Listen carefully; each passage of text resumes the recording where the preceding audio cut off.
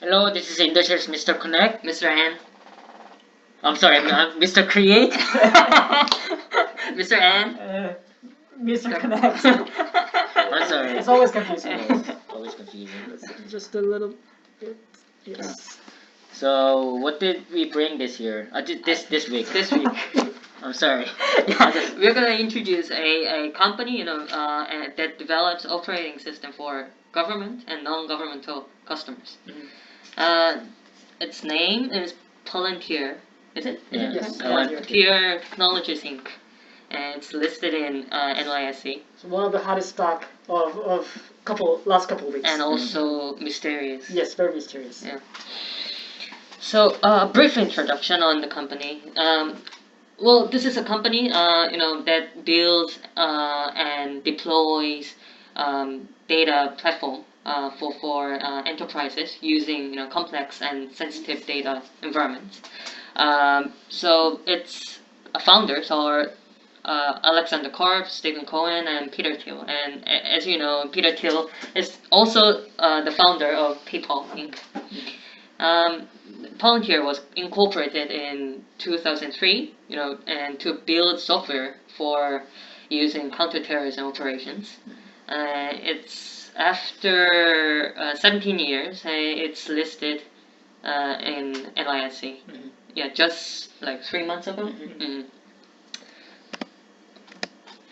And to give you a brief knowledge of its business segments, the first segment is called government, and this segment primarily serves customers that are governmental agencies or non-U.S. governments, and they provide the system called Palantir Gotham.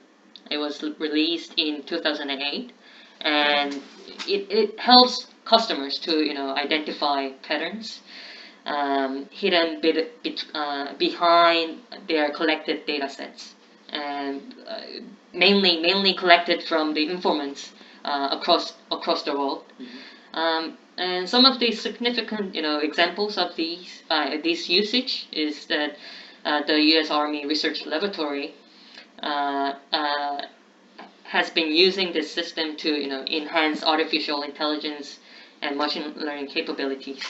And also the National COVID Cohort Collaborative. It's a program. It's a program that collects the largest clinical data asset to track the development of the coronavirus. And the second business segment is called commercial, and they are as it literally they are all non-governmental customers, and they use Palantir Foundry, and it was released in 2016, and it addresses the Palantir Foundry addresses various sets of issues in energy and financial services sectors. As you can see in the screenshot, it clearly shows some of the usage in the financial services sector. And the screenshot tells you the when the loan will be reimbursed, or how their market prices, current market prices, and so on. Well, the another example for the Palantir Foundry usage is that one of the largest oil and gas customer in the sector saved costs related to the oil exploration activities. They said that the Palantir Foundry saved like $50 million in a couple of weeks. To sum up their business model, we can categorize into three scope. One is called the Palantir Cloud. It's the sale of subscription to access the software. It means the Palantir Gotham or Palantir Foundry, and it's being operated in Palantir hosted environment, and they provide O&M services to their customers. The another scope is called the on-premises software, and the difference between Palantir Cloud is that the Palantir will be providing their service in the customer's hosting environments. And the last service is called professional service, and basically, Palantir will be is providing support service for the usage of the Palantir Gotham and Foundry. Mm-hmm. Yeah, that's all for the business operation perspective.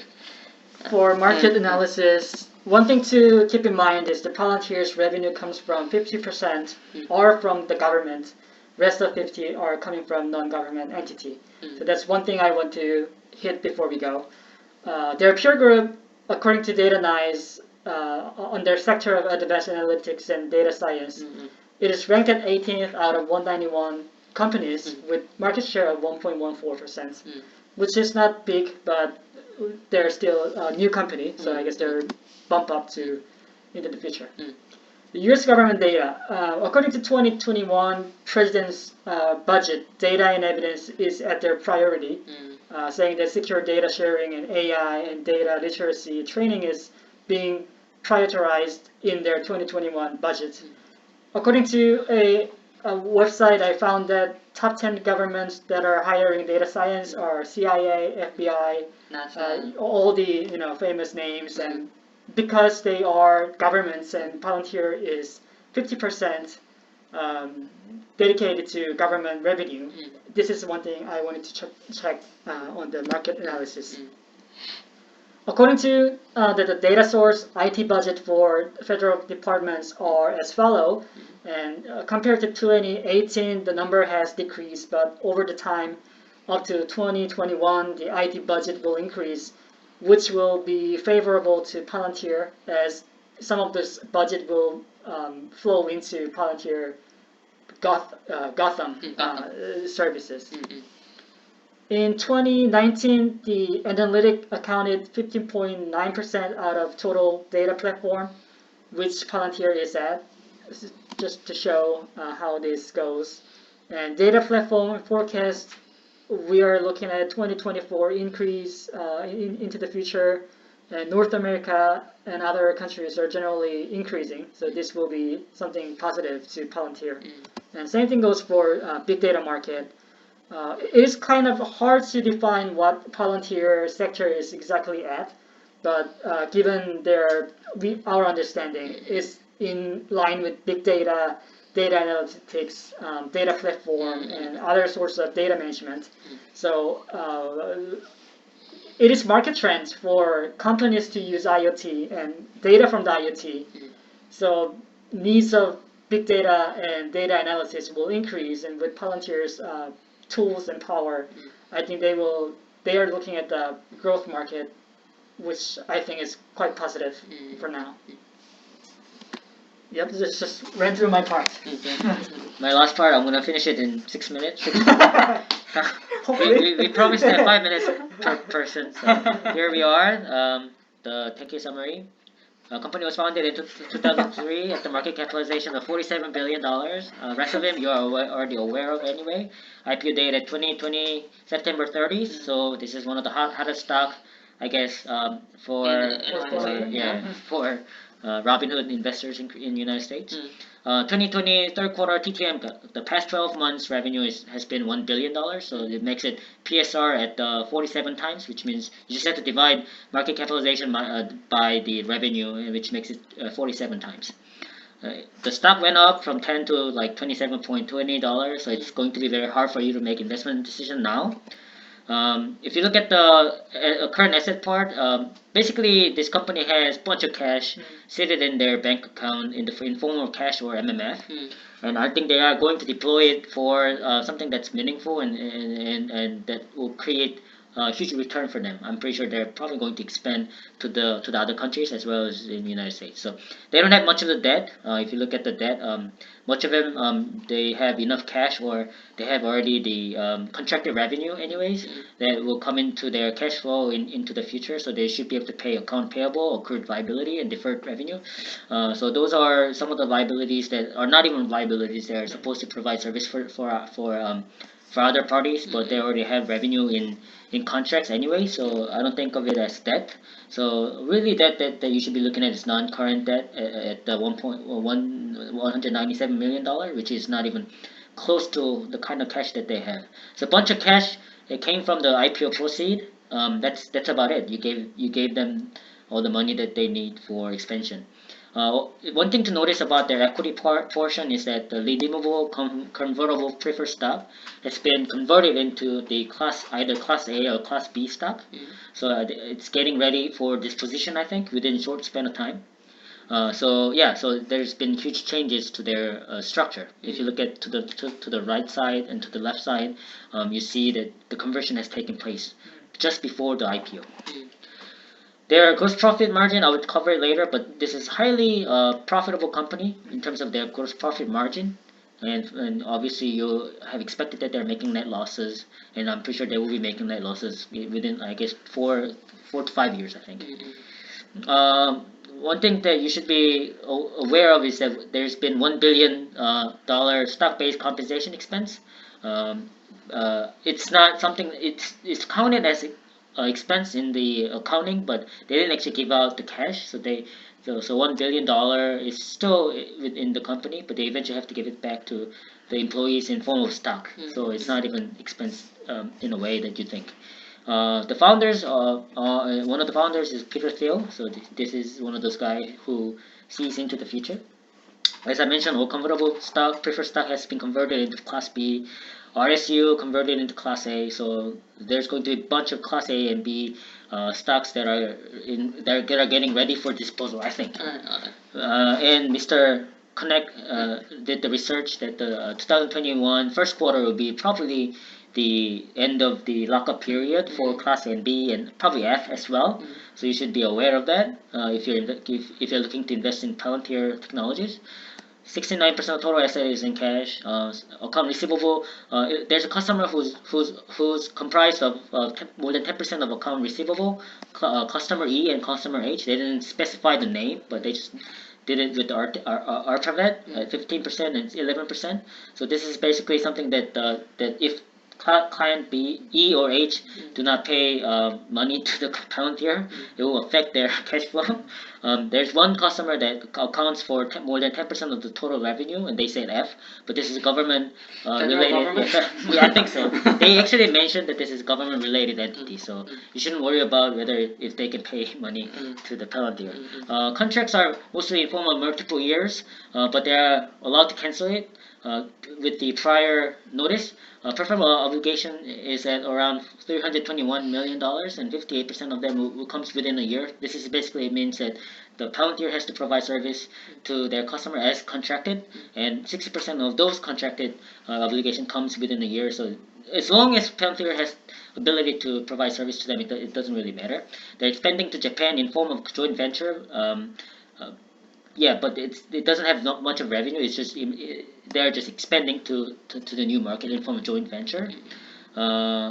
They have a 1.49 billion contract liability. They're using, I guess, cloud hosting service with other companies, and they have to pay 1.49 billion dollars into the next 6 years. So they don't have to pay the lump sum. They just have to divide it by 6 and then pay as they go. Yeah. The two legal proceedings are ongoing right now, but they think that it's not materially important. Class and B voting rights is only 10% of the Class F, and Class F stands for, I guess, founders. Founders own 49.9999%, so they actually get to make decision for Palantir. The stock options intrinsic value is $2 billion, so this is about to come onto the market and potentially it will increase volatility in the market. 56% of the revenue come from government agency. 54% of the revenue is from United States. So basically, United States government is really important for Palantir. And for the rest of the world, no country accounts for more than 10% of the revenue yet. So it's really important that the United States government supports Palantir. Company was founded in 2003, as mentioned, for the counter-terrorism function. I'm not going to mention. One of the things that you need to be aware of is that the Palantir has expanded to Airbus. So they're actually getting into the aircraft market as well. They're providing some kind of defense analytical service to the Airbus at the I guess like specifically 9,000 aircrafts. If you think about the 2019 third quarter and 2020 third quarter, the revenue has increased by 50%. So it's actually growing really rapidly, very recently. Due to the COVID-19, service actually expanded from the existing customers. So this is how they increase their service revenue. And then their revenue also comes from private customers as well, which is 44% of the total revenue. Gross profit margin is at 63%, but if it exclude the stock option-based compensation expense, it's actually 79%. So this is really high margin based company. The average contract years for government and non-US government is 3.6 years, which means that you get to have strong, stable cash flow within 2 years from here. Government-related contracts has expanded almost 14%, like not revenue-wise, but the total amount of revenue contract-wise. Government-related customers' revenue has grown 73%, and non-government entities' revenue has grown 30%. So in total sum, the growth has been 50% for the year for the Palantir. Compared to last year. Compared to last year. The IPO proceed for 2020 has been $870 million, which is like 86% of their total financing plan. So they didn't really raise debt. They just they got their money from IPO, and they're, I guess, getting ready for the investment decision. Risk factor, I think the government customer cancellation is one of the key metrics that you should be looking at. There's huge chance that government can just terminate the service. But this could be actually an opportunity as long as Palantir provides the superb service for government. It shouldn't be a worry. I think it could be investment decision, but that's up to you to make a decision.